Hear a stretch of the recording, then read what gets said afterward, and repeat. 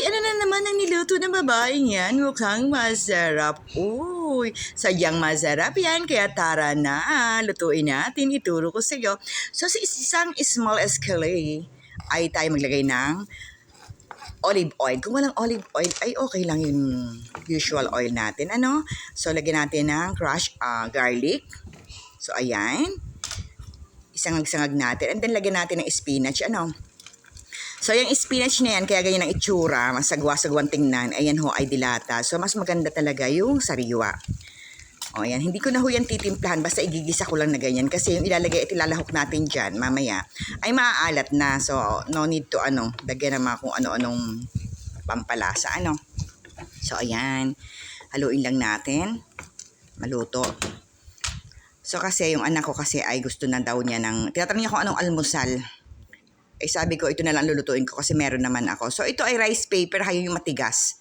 Yung ginagawa ko na yan na binabrush ko ng binating itlog. Ayan. Tapos, ipipila ko yan dyan. Ihahanay ko yan dyan sa aking silicone mat.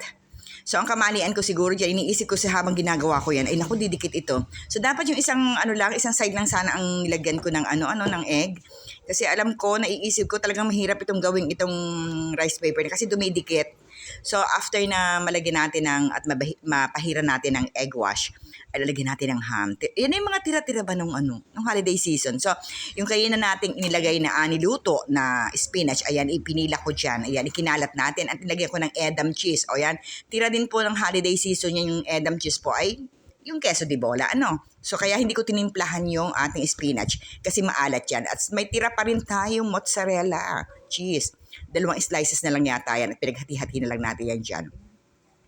So, ayan po, So, yan, ang sinasabi ko sa'yo, mag-i-struggle ako. Ito yung iniisip ko, nahirapan po ako, dumikit na po sa silicone mat yung aking rice paper. So, gawa na lang natin ang paraan. At dahil sa kung bakit baga naman sa pagkakataong yan, sa time na yan, na full storage yung isang cellphone, kaya natigil. Kaya hindi ko maipapakita ko sa inyo kung paano ko yan ikinoy ng spiral. So, ayan, binalot natin. Nagawa ko na naman ang paraan. Ayan, tinan nyo.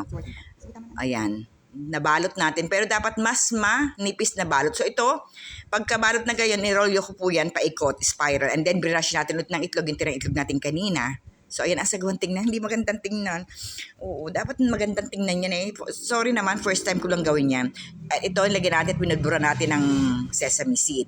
And then, ilalagay po natin yan sa oven, 30 to 45 minutes po. Hayaan natin maluto't lumutong. So, eto na, luto na. Kita niyo naman ang ganda-ganda niya. Parang na-over naman ang aking sesame seed. Na-over ang lagay. Parang naman kinulapol na ano gayaan. So, ayan. So, almusal yan ni Walat. Pero hindi rin kami nakatiis. Ano ba yan? Nakala ko ba naman almusal yan? Bakit na hinati agad? So, malaki naman yan. So, ayan. Yung kalahati kinain namin para midnight snack namin. And then yung kalahati, tinira, ininit niya kinaumagahan, kaninang umaga. Kasi gabi ko yan ginawa So, kita nyo naman yan. Kita nyo naman. Yan, di ba? Yan ang mozzarella, yung nagbabanatang yan.